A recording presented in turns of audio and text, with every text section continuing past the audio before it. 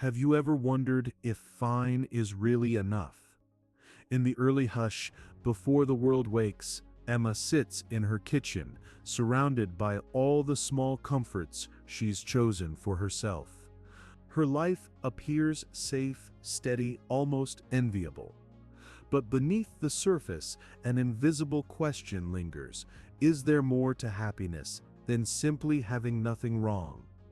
Today, on Daily English Stories, you'll step into Emma's quiet world and discover what happens when the gentle routines of life begin to crack, revealing a longing that can no longer be ignored. As Emma stands at the threshold of change, you may find yourself asking the same questions she does. What would it take to move from just getting by to truly living? If you've ever felt caught between comfort and curiosity, this story is for you. Subscribe to Daily English Stories and leave a like if you're ready to explore the delicate line between being safe and being truly alive. Your journey begins here. Before dawn, the city stretches awake in soft, uncertain shades of blue. In her tiny kitchen, Emma sits at a table marked by comforting rituals, a chipped blue mug warming her hands, the gentle hum of the refrigerator, the faint aroma of coffee hanging in the air. Her mother's birthday card, propped between a glass jar of thriving plants and a half-read novel, catches the first light. Its message, wishing her a year full of hope and discovery, always makes Emma pause, as if the card is daring her to want more from her days. On the outside, Emma's life seems quietly successful.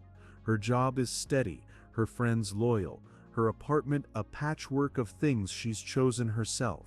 But beneath this order, a restlessness grows, an unspoken question she carries from room to room.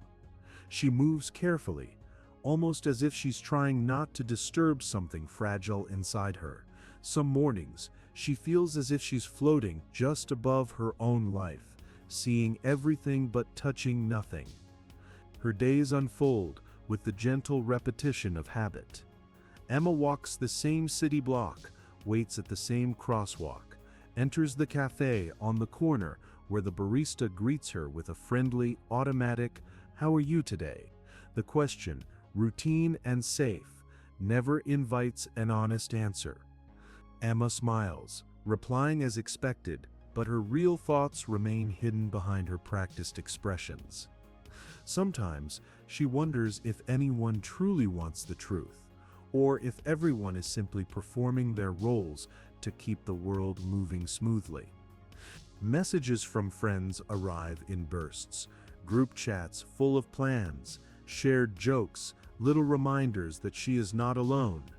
Still, Emma often finds herself on the outside of these exchanges, watching conversations flow without feeling the urge to step in.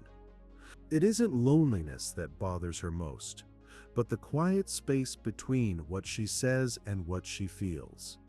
Sometimes she imagines pressing her hand against the glass of her own life, searching for a door.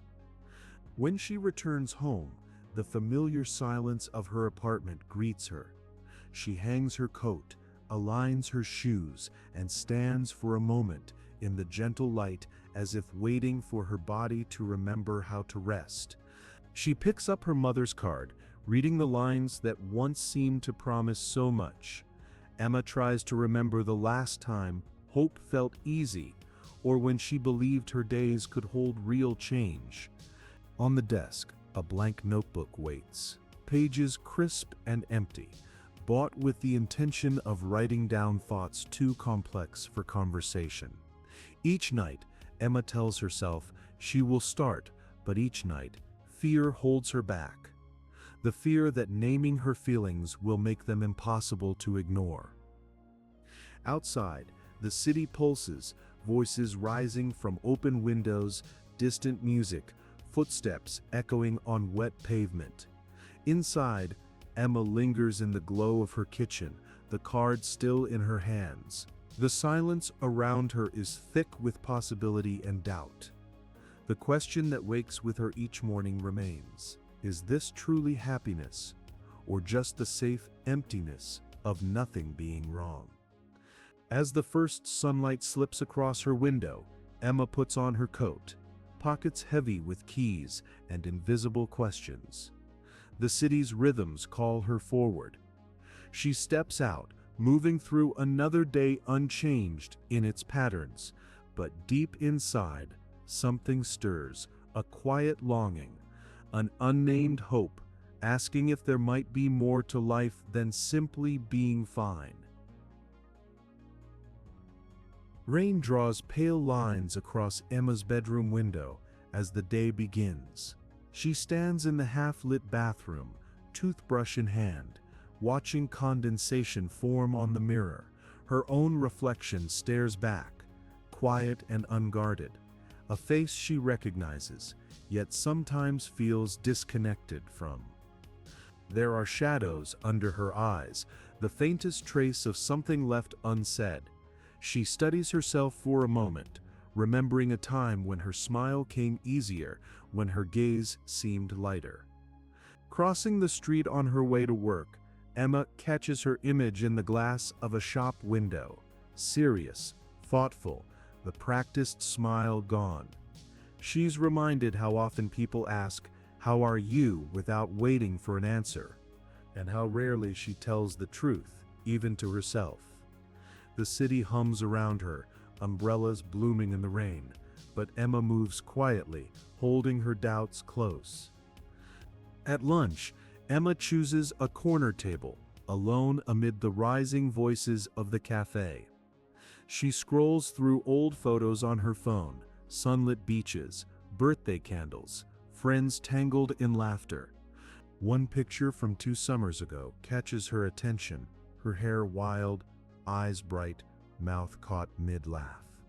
She almost doesn't recognize herself in the easy joy of that moment. What changed? When did her happiness start to fade? A small voice interrupts her thoughts. A little girl in a raincoat, eyes wide and honest, stands by the table. "Are you sad?" she asks, unfiltered. Emma gives a gentle laugh, assuring the child she's fine. But the question lingers long after the girl is gone, touching something Emma can't quite explain. Back in the elevator at work, Emma sees herself again, doubled in the mirrored doors, shoulders slightly hunched, gaze searching for reassurance. Alone in that small space, she feels the weight of every polite answer, every small act of self-protection she's learned to perform. She wonders why it's so hard to admit, even privately, that not everything is okay. The week slips by. On Friday morning, Emma skips her usual makeup, facing her bare reflection in the mirror. For months, she has arranged her features with care, hiding fatigue, rehearsing confidence. Now, she lets herself look as she is: freckles, tired eyes, and a softness that feels both new and familiar. Stepping outside, she feels exposed but oddly free, as if she's meeting the world honestly for the first time in ages. Throughout the day, her reflection follows her in passing windows, the surface of her phone, the shifting metal of the subway. She realizes how much effort she's spent maintaining appearances, how little she's allowed herself to simply be. Maybe happiness isn't about looking well, but about having the courage to be seen.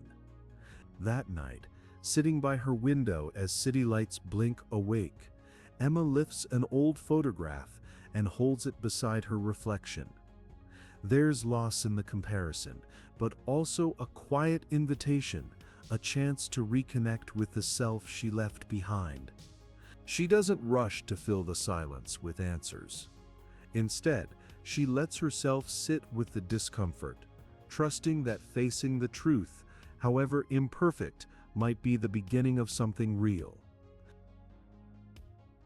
Friday morning arrives with a subtle tension in the air, as if something beneath Emma's routine is about to shift.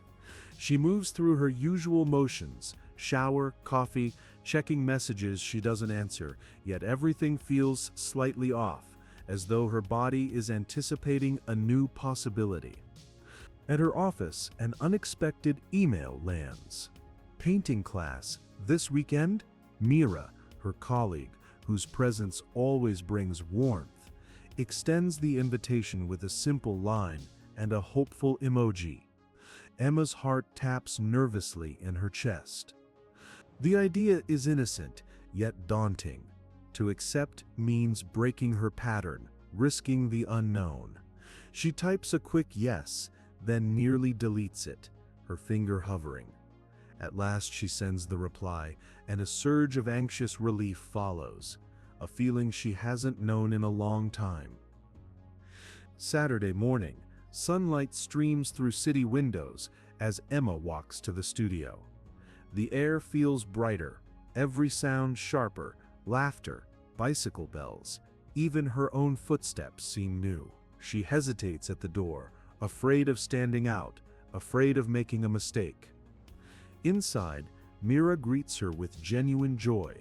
No questions, just a smile that invites Emma to simply exist. The room is alive with voices and the scent of paint.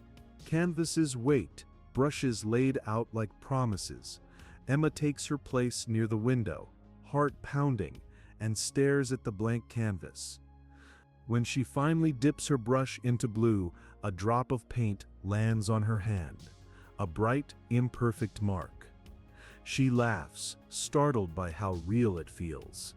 That little smudge becomes her private symbol, proof that trying, even awkwardly, is more alive than watching from the edge. As the class unfolds, Emma finds herself letting go, talking with Mira and an older woman named Seema, who confides that she too nearly stayed home. They laugh over shared nervousness, their honesty softening the space between them. Emma listens to the others share stories, fears, small triumphs. For once, she isn't performing or hiding. She's just there, part of the imperfect, vibrant mess. Walking home in the golden light, Emma feels something in her has shifted. The city is unchanged, but her eyes linger on small details: the fractured sunlight in puddles, the mingled sense of bakery and rain, the quiet pride in her paint-stained hands. The vulnerability still aches, but it's threaded with hope.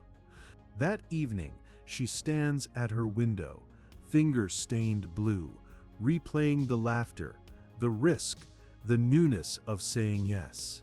She understands that change doesn't arrive all at once. Sometimes it enters through the smallest crack in the pattern, through one simple, brave decision to step into the unknown. Morning arrives gently, sunlight painting Emma's living room in golden hues. She sits cross-legged among scattered books and half-folded blankets, feeling the quiet that follows change. There is no rush now, only the slow peace of rearranging small things, letting the space breathe with her. For the first time in months, her actions are not dictated by habit, but by simple curiosity and care. Sorting through a stack of old journals, Emma discovers one from her childhood, its cover faded and pages filled with dreams spelled out in looping letters.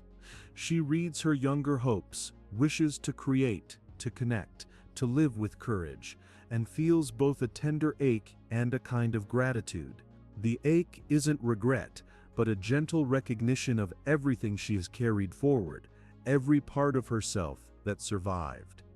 On impulse, she texts an old friend, inviting her for breakfast. Laughter and the smell of coffee fill the kitchen, the kind of togetherness that doesn't require explanation or performance.